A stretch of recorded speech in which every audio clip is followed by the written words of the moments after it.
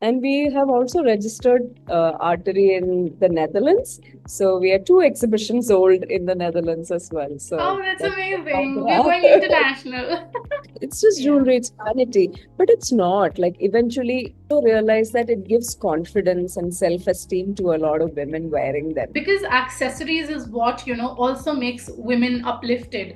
How did you go from one business to another, and then from another, what made you build up three business so successfully? So the first business is Artery jewelry store that is online, and we do exhibitions. My mother is very creative, and then she used to do like painting on sarees and all.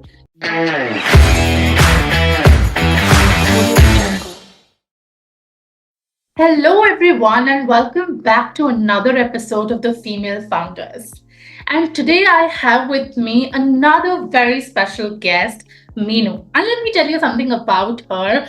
She has been running the business for 8 years, built close to three businesses, and especially I get to see her WhatsApp stories and I love the products that she has. I will not spill the beans and wait for her to tell what she does, but let me tell you, today you are in for massive learning.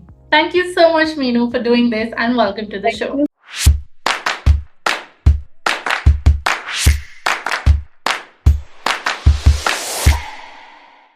so much for having me. And I must say that I've had the pleasure of working with you, and you are an amazing professional. And you've done WebEasy has done our website, so I'm very happy to do this podcast today with you.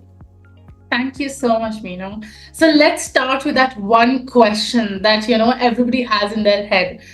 Why did you get into entrepreneurship? Well, it wasn't a planned step for sure. And I did my undergraduation in fashion design, and then I did a post graduation in fashion merchandising. So at that point, I think I thought that I would be, doing the corporate ladder and working for a company. And that's how I started. So I worked as a merchandiser for a couple of stores.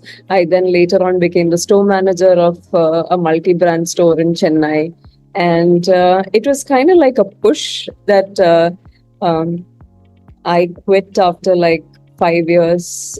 I have an overall work experience of 7 years. And then I was exploring, just traveling, and that's when I stumbled upon some jewelry, and I was like, okay, this is something I can sell. And I think we have a market in the smaller cities, and people don't get access to something like that. And it'll be like a nice traveling entrepreneur who brings products to cities that they don't have access to it. Yeah. And I started off with very few pieces, and it became a huge hit. And then I totally got sucked into the freedom and the flexibility, and of course, the money that comes with it. Right. I really want to focus on a very beautiful thing that you mentioned, that you started the business and how, if I would talk about the technical terms, you looked at sort of a problem that people do not have access to a variety of products in some cities. You found a solution, getting the products, getting the access to those people. And that is when you actually felt, okay, this could be, monetized. I could get money from this, because usually people start vice versa. They look for the freedom, they look for the money, then they jump in and then get disappointed, because those are the two things that come later stage in the business, not in the beginning. Yes. So for me, you're right that the textual way is like Yeah. find a problem, then find a solution. I didn't go looking for a problem. I definitely did see the products first, but then I think it's also like the years of working in companies and always having an eye for detail. I felt that this is great and this is going to be great to customers. But later on, everybody, you might clothing, jewelry, home decor, you always have that feeling that does my business really have a purpose in life? Like it's just jewelry, it's vanity, but it's not. Like eventually, I knew that this will do well in this market. That was the initial part. But then later, when I started working, I also realized that it gives confidence and self esteem to a lot of women wearing them. And we never say that, you wear this and you become a model, like, nothing like that. It's part of a personality that we express through pieces of jewelry. So something big might not be your thing, but it could be a small stud which says something. So when you wear it, you go for a function or you go out and somebody compliments you, it instantly gives you a pick me up, right? And that is also the purpose that you're filling in. That eventually in your journey you realize. So there is always first thing of like finding a problem, finding a solution, but there's always something that you learn in the process also. Absolutely. Any business, any entrepreneur would say, just like you said, that it is an ever-evolving process. You find out things while you're doing it. And just as you were sharing about, those jewelry pieces that women wear and one piece could suit someone else, there was this quote I've read on Instagram sometime before which says that women, if you're ever feeling depressed, if you're not feeling good, just get up and dress up and you'll suddenly get that feeling. So this quote kind of reminded me of the fact that because accessories is what also makes women uplifted. So with a Indian piece or with a Western piece, just that one necklace, those earrings could make you look so empowered, is something that fulfills the purpose. I totally agree because that's what you stand for. That's what gets noticed first when of course, your grooming and all of that is important and the way you carry yourself. But pieces of jewelry or your accessory and the way you've kept your nails and all these things are important.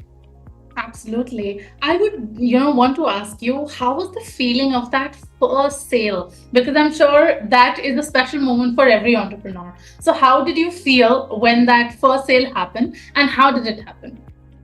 I am so touched that you asked me that question because it is a very special person who bought first time with me, and I think her blessings are still with me. She's not there with us anymore. She is my grandmother, and she is somebody who believed in me, and she was very surprised because then we don't have like godfathers in business. Like for our family, more of an academic family, so all of them are either doctors or engineers or teachers, and suddenly to breaking out of that, and then will that will this work or will this not work? So there was a lot of like pressure, and she's somebody who I think it was a scarf that she bought for the first time. So we had accessories, and I still have a picture of her in the scarf and a little band that she was wearing. So that was my first sale, and it's still an emotional and a kind of like a very special one too. Yeah, that's so true. And I think that has touched me as well because I think the first support comes from our loved ones, our families, our friends. They are the ones who push her and tell us that, you can do it. Even when we are fearful, even when we have doubts on ourselves, they are the ones who push us and put that, belief in us that, no, it's possible. Just go ahead and just do it. I would also want to ask you what were and I know that you've been running the business for 8 years. That's a long time.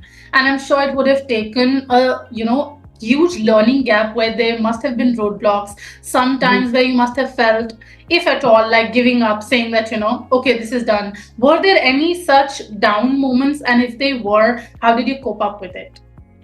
So some things are never like it is on your business plan, and I keep telling you need to have a business plan when you need to have that roadmap. It shows you where, but you should also be flexible in moving things around. Otherwise, if you're somebody who's very rigid, then it becomes very difficult. For example, initial years we've had some bad collaborations. I would say like choosing the wrong platform for the website, or we were not ready with the inventory at a certain point, or we couldn't scale up the way we thought the demand was. Sometimes we've had situations where we've invested in inventory that didn't do well in the market. So that was one such incident. But majorly, all entrepreneurs, I think you can relate to as a small business. Cash flow is always something that is a pain point because somebody like me, I want full control of the business. So I have never ventured out into getting investment, or I love the way I'm still in control, that I take the decisions. So getting a loan or getting an investment was never in my this. So having the constant cash flow is one of the pain points, but we overcome it by learning. We try it in different markets. If it doesn't work in one market, we push it in another market. We do a lot of ads. We do a lot of influencer campaigns. So that kind of, yeah, you put a bet on something else. Yeah, absolutely. And like you mentioned that, I would specifically like to highlight the fact where you said that you would like to have control of your own business. A lot of times we see people, idealizing and materializing the people who have got the investment, who are a funded startup. But I have the same exact feeling. I feel that you lose the control because now you're answerable to someone else. When you have your own business, when you have the control, at least you can have a peaceful sleep thinking, okay, this is what my journey is. But when you have investors, when you have that funding, you have in mind, okay, I have to get up tomorrow and tell them what is the revenue, what is the cash flow like, where is the money coming from, and there's so much pressure to make it work. So I'm 100% with you on that. And you were mentioning about that you run ads and there are different influencer campaigns that you do. So I would want to ask that, when did you realize that now I need a proper marketing system for my business? And when you did, what were the kind of marketing systems that you set up for your own business? So when I started off, of course, I wanted to invest in great products. So we had handmade products and curated products. Now I have a great product line. Now my thing is to find the audience. So Yeah. I am the kind of person who started off saying we'll post on the Facebook page and post on an Instagram page and the sale will just happen. But it's not true. Yeah. There's no point in having a great piece sitting in like a small place here in Trivandrum and not showing it out to the world. So I see that there's a limiting mentality when it comes to doing ads and stuff. But it's very important that as much as your product, reaching the right audience is also very important. And one such thing is doing exhibitions. We have done over 100 exhibitions in the last few years, and that gives us the brand visibility. You're meeting new people, they follow Right. a page, and then from there it converts to a repeat sale.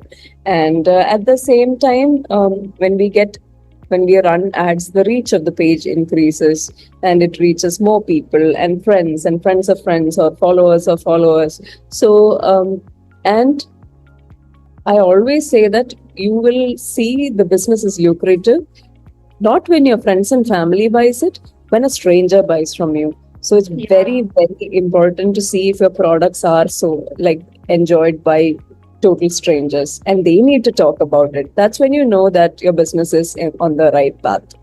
Absolutely, absolutely. Creating those raving fans when they go and tell somebody else that, they love the product. Yes. Yes, yes.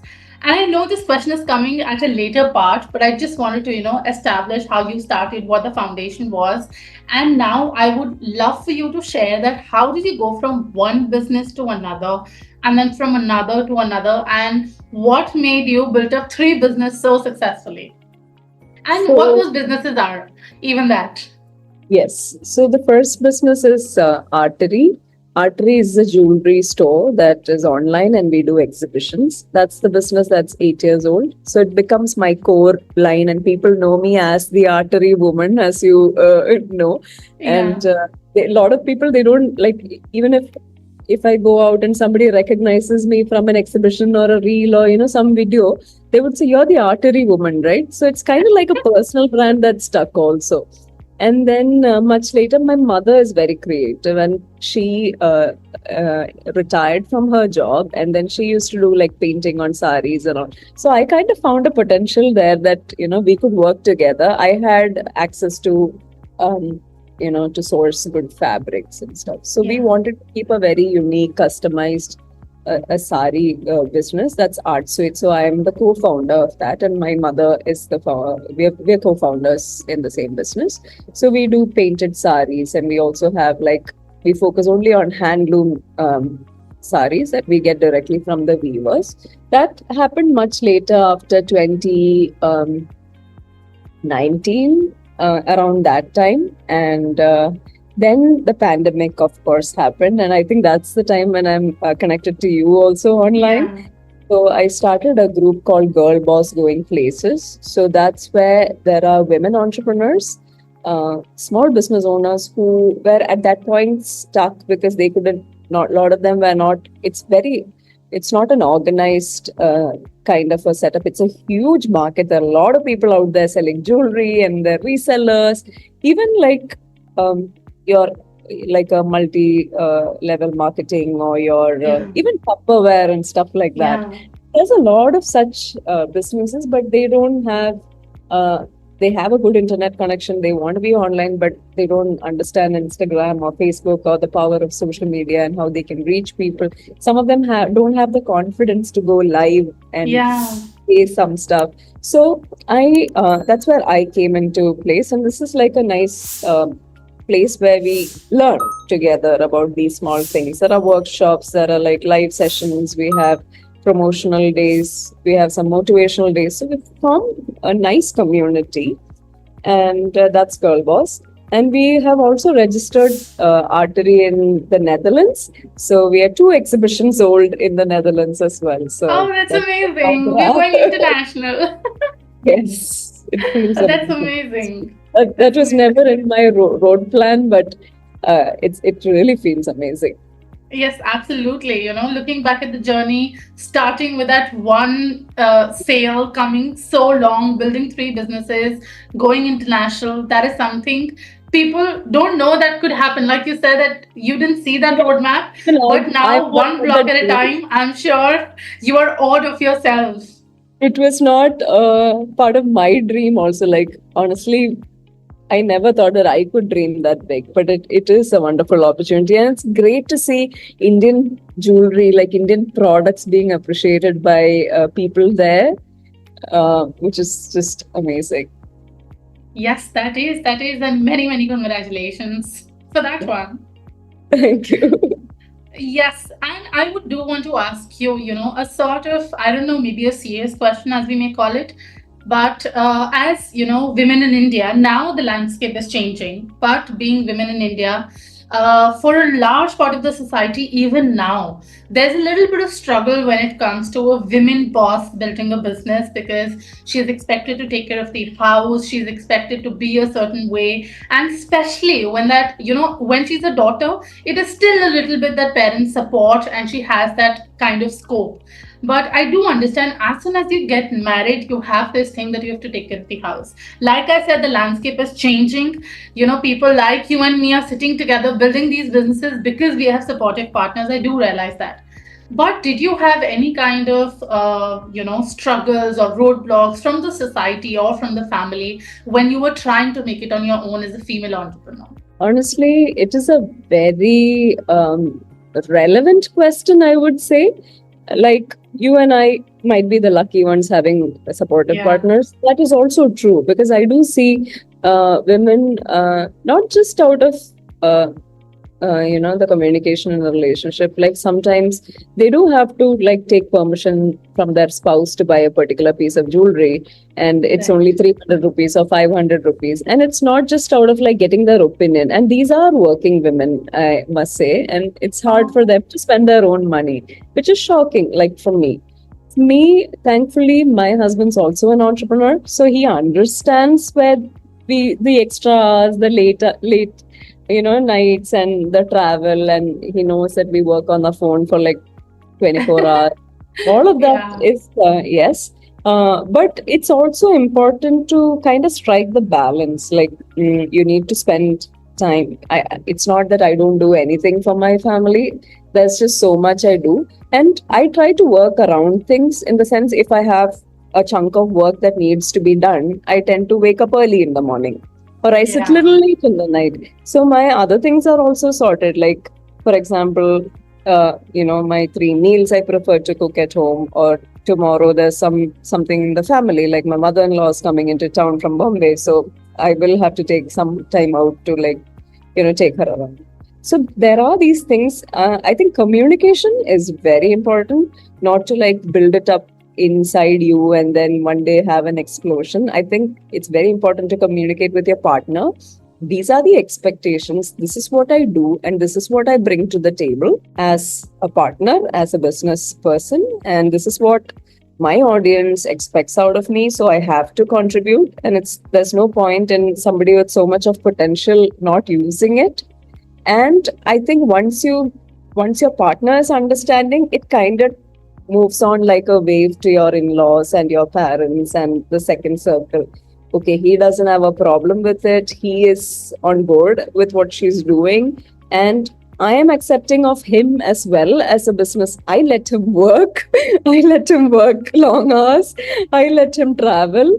I love So that. I love that. I love that. if somebody asks me, so we kind of do a long distance as well. So my husband's abroad at the moment. So a lot of people ask me like, oh, how does he manage his dinners and cooking and all of that? I'm like, just like how I manage mine. So it's Yeah. an adult. He has to eat healthy. He has to take care of his health and his workouts and all of that, for which he needs to eat healthy, which means he needs to know how that food is prepared.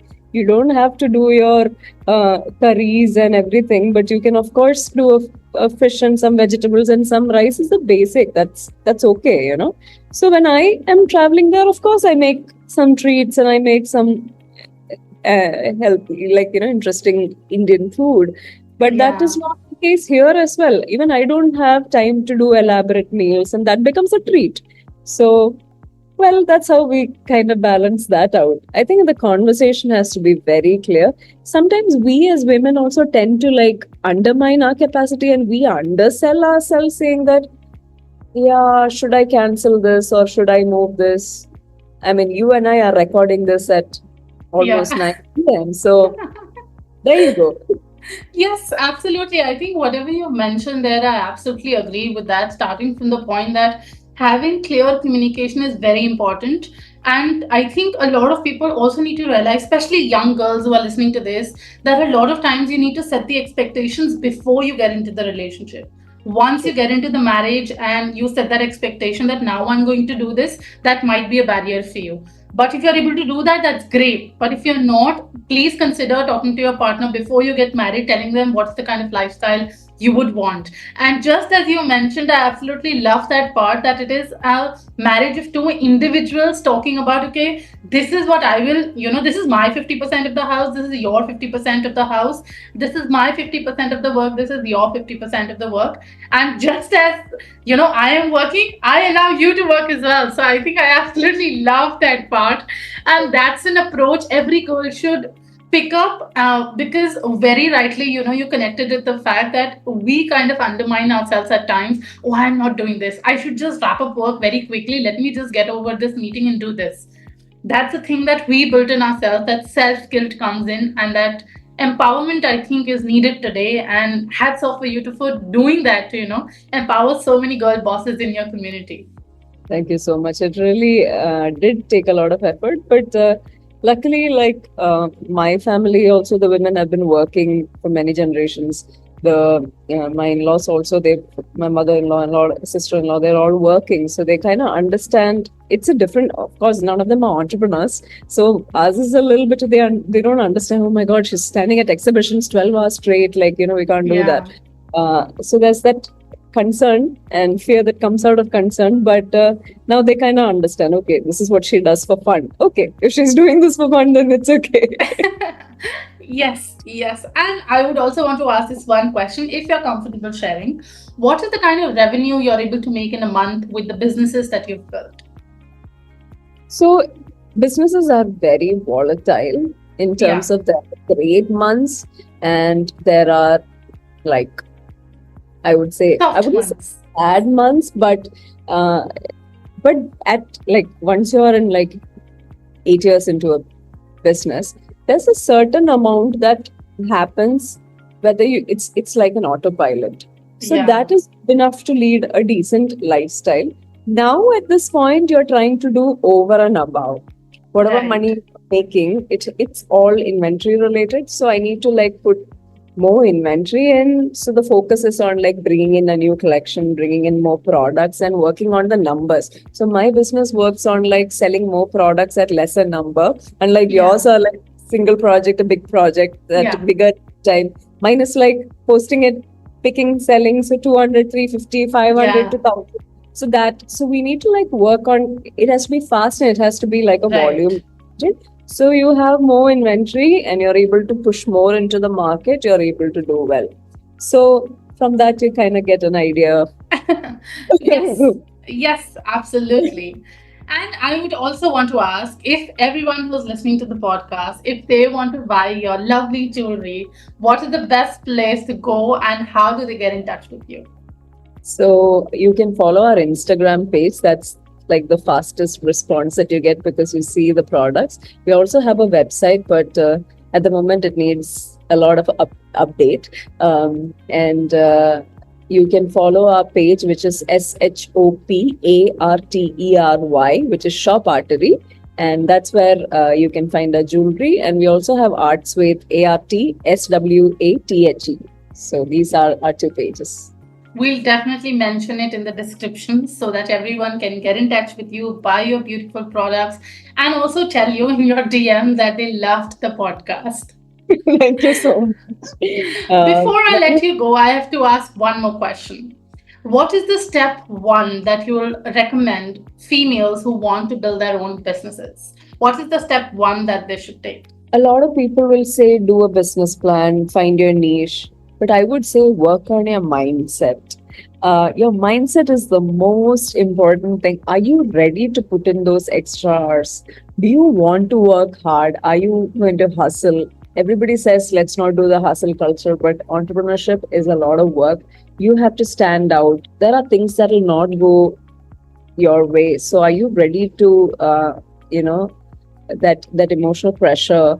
There's going to be so much of competition. There's going to be politics when you go out there and put yourself out there. So are you able to like handle these things in a calm manner? Are you okay with um, if a lot of money comes in at a certain time, are you able to save the money? It's so important Yeah. that money comes in, but are you a keeper? Like, are you able to keep Yes. your money? That's very important. If money doesn't come up, do you have a 6 months plan? Like, do you have enough savings for it? So these, having that analysis before jumping and then saying I didn't do well is very important. So having the mindset, there's so many books on business mindset that they can read. You can engage with other business owners, see people who have done similar things, and see if this is for you, because you might have a different lifestyle and routine that you're used to. So if that doesn't match, what you're going to do. I've seen people come with, I keep saying this, they want to do 2 lakhs at an exhibition, but they come in with 1 lakh worth of stock. Yeah. So there's no maths involved. This is a very logical system. So you really need to like go out saying, for doing 2 lakhs, I need to at least portray 5 to 6 lakhs worth of stock if my products are amazing. People need at least 3 times more to see and decide. Right. If you show me one piece, I'm not going to decide. I at least need 3 to 4 options to decide that one piece. That means Right. to display that much for means you like for which you need to have that much pieces. Then you set your target. So Absolutely. you really need to like work on these little nuances. That is very important. So I honestly recommend having work experience. I definitely recommend having a course that you can study, or if you're a self-taught person, like if you're great at reading, read about other companies, their founders, their financial statements that you can see. That really helps. I think having that preparatory process of yourself is very important. So mindset would be my number one. Absolutely. So I think in nutshell, if I'm able to put it together, you're actually talking about preparing to be an entrepreneur rather Yeah. than preparing to do a business. Because So not coming in the everybody is shoes of cut out to be. Also, not yeah, everybody. You in this process, you kind of understand that maybe this is not for me. So you don't yeah. have to start a business and then shut down and have the trauma of that if you actually do the Yeah, prep. yeah. Yes, thank you so much for such lovely tips and for such a insightful podcast. I'm sure we have so much value to take back. Thank you so much for your time, Minu. Thank you so much. And you are amazing. You are an Thank extremely you so professional much. person. And I've worked very closely with you. And half the time you have chased me to update my website that you worked on. After many years of it, project is done and closed, and 3 years later, you'd still follow. Let's do this. Let's work on this bit. So I have had an amazing experience, and I totally, very strongly recommend you. To all the audience, and I would definitely, I have, and I will continue to recommend you to my. Thank you so much. That means a lot. Thank you so much. Thank you.